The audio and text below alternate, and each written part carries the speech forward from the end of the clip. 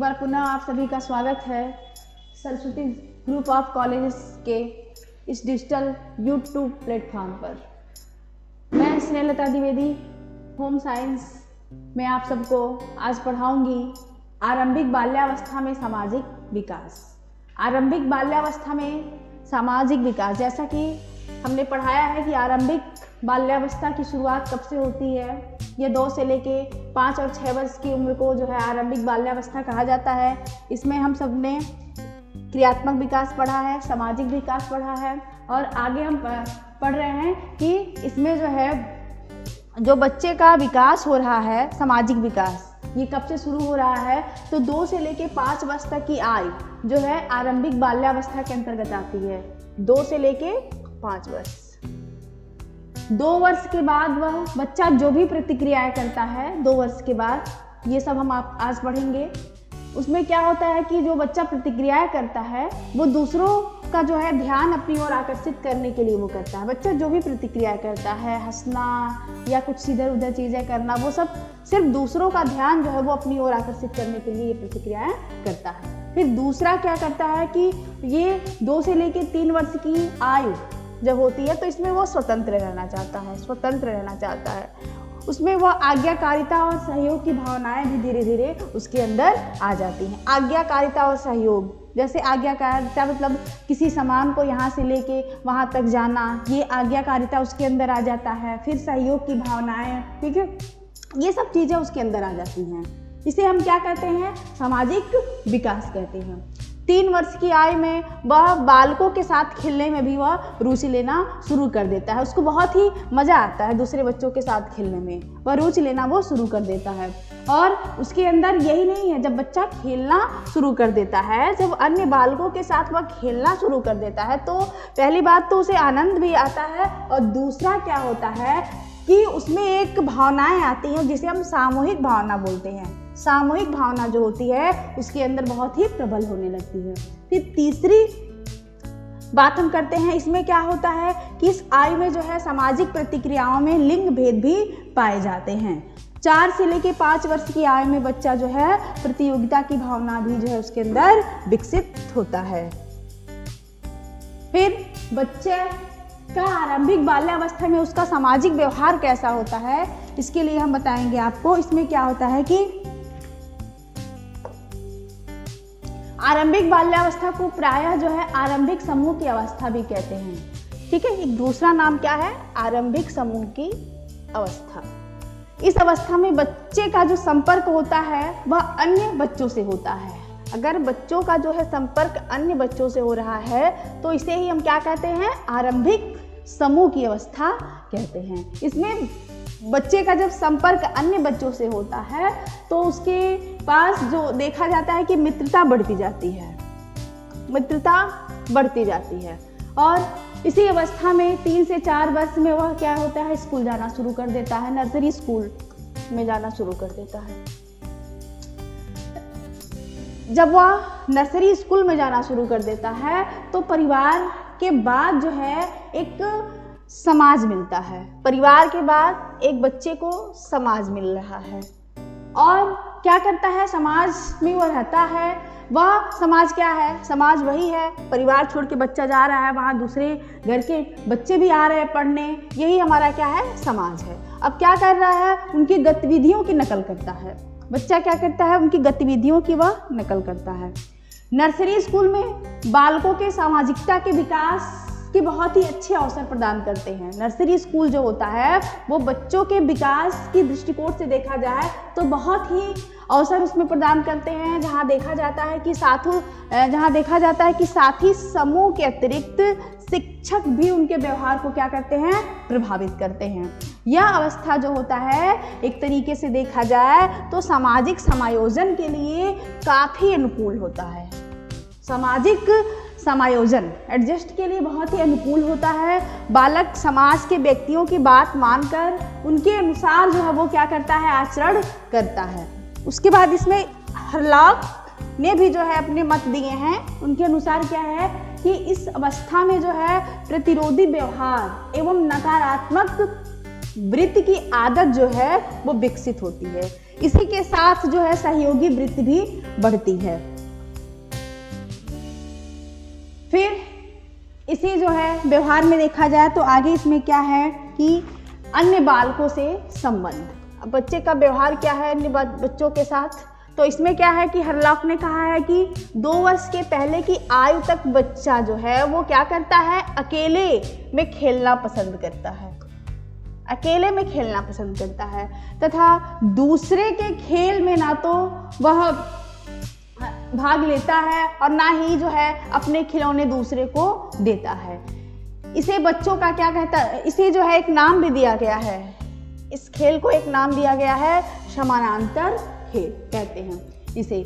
इस अवस्था में बच्चों के समूह के बीच जो है कम अंतर क्रियाएं होती हैं और केवल दूसरे बच्चों के व्यवहार की ही जो है वो नकल करता है, जैसे उनके खिलौने लेना चाहता है। फिर देखा जाए 3 से लेकर 4 वर्ष की आयु से, 3 से लेकर 4 वर्ष की आयु से बालक जो है वो अपने समूह के साथ खेलना जो है प्रारंभ कर देता है। अपने समूह हम उम्र बच्चों के साथ वो खेलना जो है शुरू कर देता है।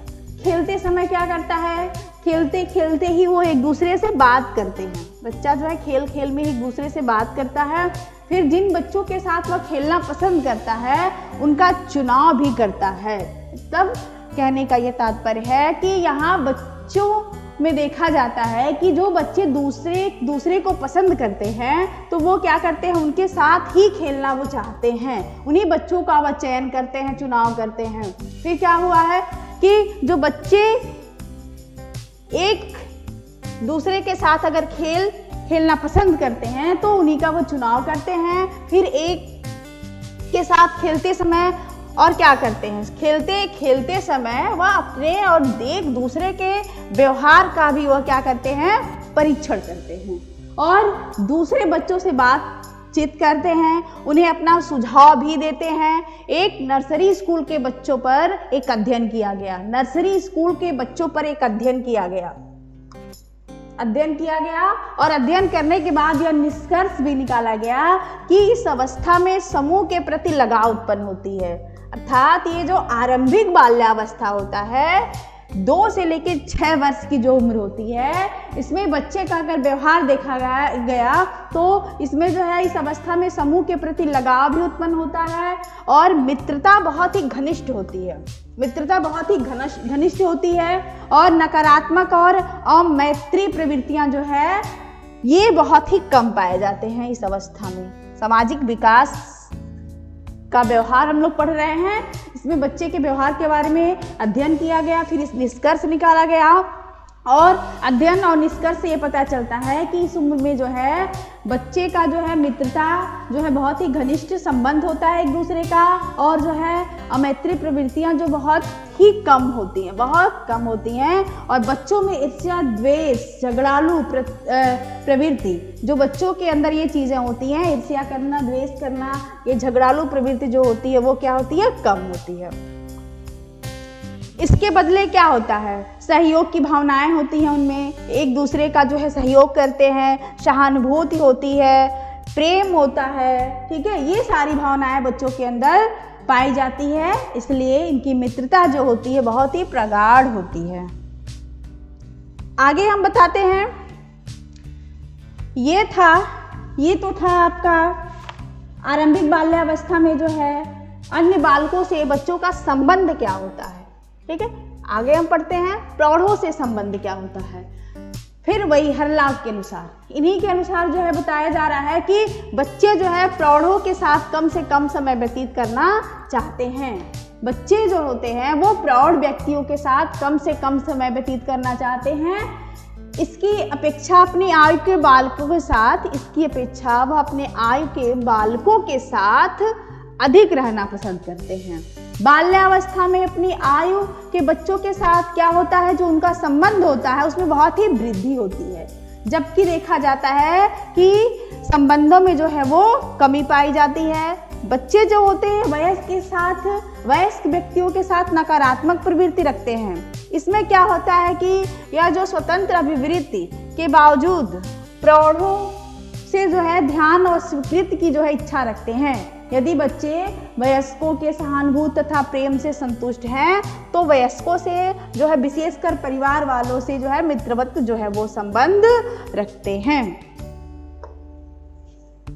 आगे बताया जा रहा है तीसरा व्यवहार जो होता है वो सामाजिक व्यवहार के समान रूप। इसमें क्या है कि बच्चों में कुछ व्यवहार तो आरंभिक अवस्था से ही आते हैं, स्टार्टिंग से ही आ जाते हैं उनमें, और कुछ वे जब वो स्कूल में जाते हैं। मतलब जो बच्चों का व्यवहार देखा गया है तो इसमें बच्चे अगर स्कूल नहीं जाते हैं, पूर्वशाले जो बच्चे होते हैं, फिर आरंभिक अवस्था में ये भी आते हैं, फिर उसमें देखा जाता है कि जो स्कूल जाना शुरू कर देते हैं, अन्य साथियों के साथ क्या करते हैं वो सीखते हैं। जो अन्य बच्चे आए रहते हैं, उनके जो अन्य मित्र रहते हैं, उनके साथ वो सीखना शुरू कर देते हैं, और बहुत से व्यवहार जो होते हैं वो वयस्कों के संपर्क में आते हैं।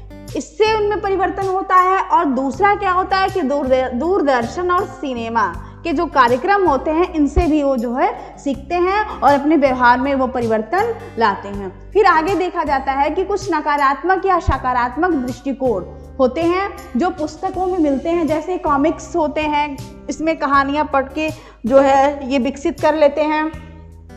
अपने व्यवहार के विकास में अनुकरण को जो है इनकी भूमिका बहुत ही अधिक होती है। ठीक है, आगे हम पढ़ते हैं संवेगात्मक विकास, इमोशनल डेवलपमेंट। इसमें क्या है कि ये संवेग जो होता है वो मानव के व्यवहार का ही प्रतिफल होता है। यह संवेग जो होता है वो मानव के व्यवहार का ही प्रतिफल होता है, क्योंकि प्रत्येक प्राणी अपने व्यवहार के माध्यम से अपने व्यवहार के माध्यम से ही जीवन में प्रतिदिन जो है संवेग का प्रदर्शन करता है। ये इमोशनल डेवलपमेंट जो होता है वो मानव के व्यवहार का ही प्रतिफल होता है, और प्रत्येक प्राणी अपने व्यवहार के माध्यम से जीवन में प्रतिदिन संवेगों का प्रदर्शन करता है। और वो प्रदर्शन किसके अंतर्गत करता है? भय, क्रोध, प्रसन्नता, प्रेम, ईर्ष्या, यह सब जो है संवेग होते हैं जो प्रत्येक मनुष्य में पाए जाते हैं। इसमें क्या है कि इन्हीं के वजह से ये भय, क्रोध, प्रसन्नता, प्रेम, ईर्ष्या, ये जो संवेग होते हैं, इनके ही वजह से मानव के जो व्यवहार होते हैं उनमें परिवर्तन होते रहते हैं। अब ये परिवर्तन कैसे होते रहते हैं? जैसे शिक्षा के द्वारा संवेग के जो है प्रकाशन का जो है उचित प्रशिक्षण भी बालकों को दिया जाना चाहिए, क्योंकि जो है संवेगात्मक विकास जो होता है यह भी मानव के विकास में आता है। ये जो संवेगात्मक विकास होता है ये मानव के विकास में आता है, और मानव जीवन की उन्नति में जो है विशेष इसका महत्वपूर्ण स्थान होता है। यह विकास मानव के संपूर्ण जीवन को प्रभावित करता है। जब व्यक्ति अपने संवेग का जो है सही प्रकाशन करना सीख जाता है तो उसे ही हम क्या कहते हैं? संवेगात्मक विकास कहते हैं।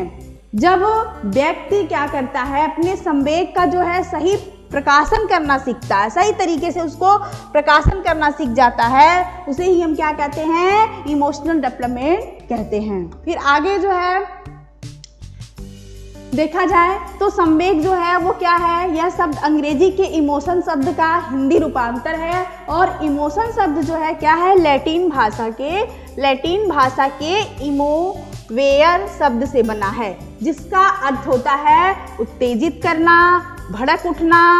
जब संवेग की उत्पत्ति होती है तो मनुष्य का शरीर जो है क्या होता है? उत्तेजित हो जाता है।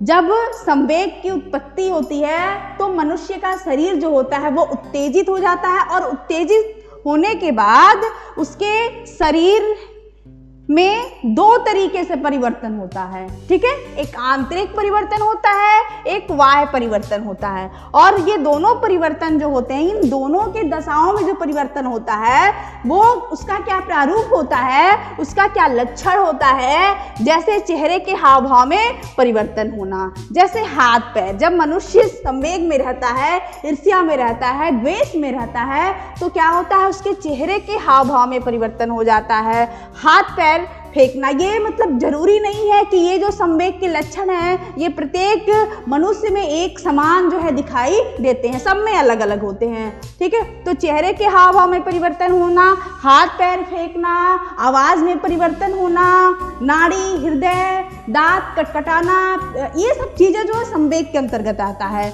रक्तचाप की गति में भी परिवर्तन हो जाता है। यह सब क्या है? यह सब संवेग के भाव हैं, इसे ही हम क्या कहते हैं? संवेग कहते हैं। उसके बाद क्या है कि संवेग की परिभाषा, संवेग की जो है परिभाषा है और उसकी विशेषताएं हैं। सबसे पहले हम पढ़ते हैं इसकी विशेषताएं।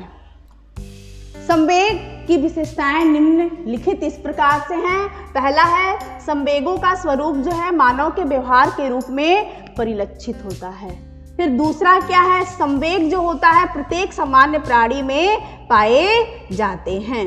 फिर तीसरा क्या है? संवेगों में व्यापकता का गुण पाया जाता है और संवेगों की अनुभूति जो होती है वो सभी को होती है, चाहे वह बालक हो चाहे वह वृद्ध हो, चाहे वह बालक हो चाहे वह वृद्ध हो।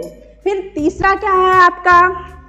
संवेग की जो उपस्थिति होती है वह व्यक्ति, वस्तु या परिस्थिति के कारण ही होती है। प्रत्येक व्यक्ति के संवेग के प्रकाशन का जो ढंग होता है वो अलग अलग होता है। मतलब जो प्रकाशन का जो ढंग होता है वो एक समान नहीं होता है, प्रत्येक व्यक्ति में अलग अलग होता है। फिर क्या है? संवेग का जो संबंध होता है वो मन और शरीर दोनों से होता है, मन और शरीर दोनों से होता है।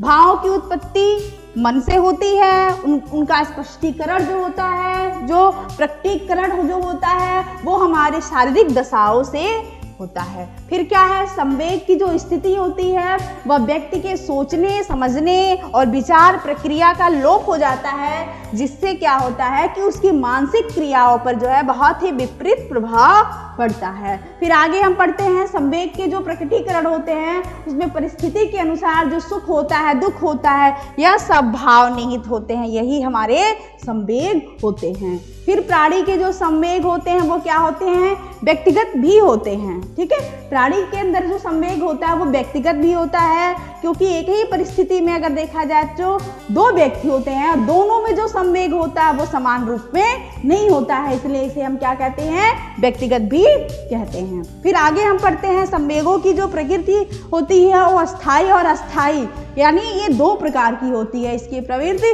अस्थायी भी होती है और अस्थायी भी होती है।